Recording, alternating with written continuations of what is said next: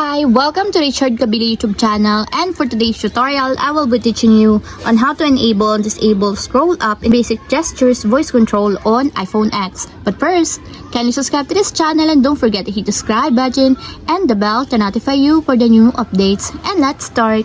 Using your iPhone X from your home screen, first go to Settings.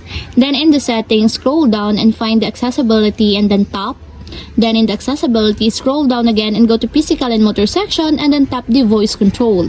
Then in the voice control, go to this section and then tap the customize commands. Then in the customize commands, find and tap the basic gestures. Then after that, in the basic gestures, tap the scroll up. Then in the scroll up, as you can see that it is already enabled.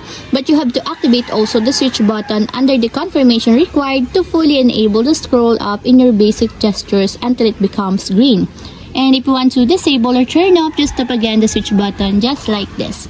And that's it, we have successfully enabled and disabled scrolled up in basic gestures voice control on iPhone X.